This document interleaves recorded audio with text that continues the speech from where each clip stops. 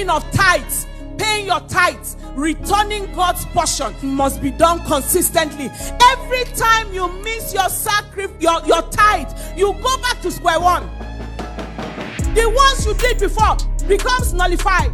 It's like you press a delete button. Bam.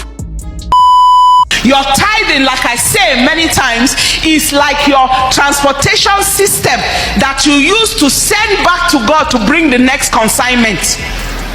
But someone says, oh, but this amount is so small, it can barely meet my needs. If I remove 10% out of this, even transport to church alone is not going to be enough. Why don't you take it out first?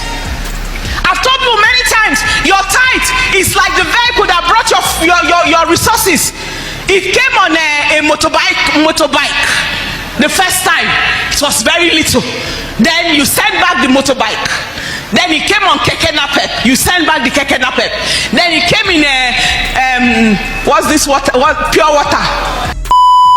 Hi guys, welcome to a new video. Today we are diving into a topic that is currently making waves on social media. It all centers around a recent statement by Dr. Mrs. Becky Eneche, the esteemed wife of Pastor Paul Eneche, who leads the Dunamis International Gospel Center. In her statement, Dr. Mrs. Eneche said something that sparked quite the discussion. Anytime you stop paying your tithe, you will get back to square one. This implies that if you stop paying your tithe, regardless of how wealthy you are, you could find yourself slipping back into financial difficulties. It's a statement that has sparked a lot of debate among Nigerians, with people on social media dissecting our words and sharing their opinions. But beyond the noise, what does the scripture say on this matter? Let's watch the original video together and then take a closer look as we break down our statement with a step-by-step scriptural analysis. We explore what the Bible truly says about tithing, blessings, and financial prosperity. Stay tuned. This promises to be a very insightful discussion. Paying of tithes, paying your tithes, returning God's portion must be done consistently. Every time you miss your sacrifice, your tithe, you go back to square one. The ones you did before becomes nullified.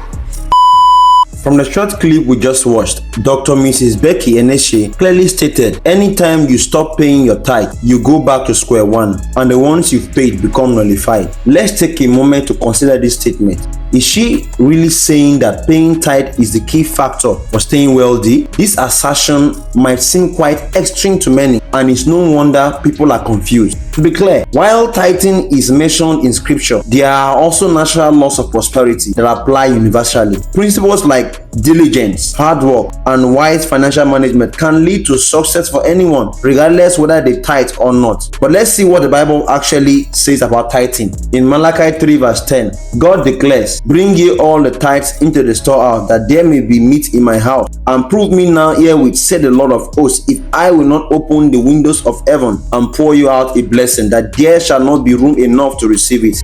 Yes, this verse highlights the blessings tied to obedience in giving tithes. However, it does not suggest that past tithes are nullified if one stops paying. Nor does it claim that someone who stops tithing will automatically lose their wealth. In fact, the Bible emphasizes that God's blessings are also tied to other principles like generosity, integrity, and hard work. Proverbs 14 verse 23. Additionally, in the New Testament, 2 Corinthians chapter 9 verse 7 reminds us that every man according as he purposed in his heart, so let him give, not grudgingly or of necessity, for God loveth a cheerful giver. This suggests that giving, including tithing, should be a matter of the heart, not something done under compulsion or fear. As for the idea that your past tithes could be nullified, this is not explicitly scriptural. It raises the question of why some emphasize tithing so heavily. Could it be a way to pressure people into continual giving? Let's continue to watch the video as we explore these questions further and dive deeper into the biblical basis of tithing. It's like you press a delete button, bam, and all the work you did before, bam, is gone. Have you ever been typing? You are typing something, and I don't know, maybe somebody entered the room or something, mistakenly you have typed enough text. The content of what you've typed is sufficient, and you are not saving as you are typing. Then suddenly you press delete, bam, hey! You can imagine how that feels. Now, what more of such a thing as your tithes? It was an unnegotiable requirement of the children of Israel. And it is still their practice till tomorrow. And so you see an Israelite in this today, and they stand out anywhere. Connection to God and to his supply channels. Your tithing, like I say many times, is like your transportation system that you use to send back to God to bring the next consignment. But somebody says, oh, but this amount is so small, it can barely meet my needs. If I remove 10% out of this, even transport to church alone is not going to be enough. Why don't you take it out first? I've told you many times, your tithe is like the vehicle that brought your resources. It came on a motorbike. The first time, it was very little. Then you send back the motorbike. Then it came on keke napep. You send back the keke napep. Then it came in a what's this water? What pure water? The little car, golf.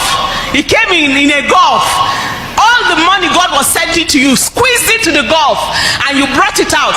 1,000 naira notes, it squeezed in, and you brought it out. But you returned the golf. Now God said, "Kai, this young lady is very faithful." Angels send the next money in a pickup. So it came in a pickup. It didn't have to be over compressed. It was even in a heap. Maybe you used a canopy to cover it. Tarpaulin covered it, but it came. Then God said, angels, this my daughter, she's very trustworthy. So from what we just heard, Dr. Becky Eneche seems to imply that one of the reasons why Israel remains prosperous today is because of the practice of tithing. She went on to say, your tithe is like a vehicle that brings your resources. But what does this imply actually? Is she suggesting that paying tithe automatically ensures that resources will flow into our lives? This statement has stirred up quite a debate. Many people are genuinely asking, does paying tithe really guarantee financial prosperity? After all, we see countless examples of individuals who don't pay tithes but still manage to achieve great success in their lives and businesses. So where does this leave us?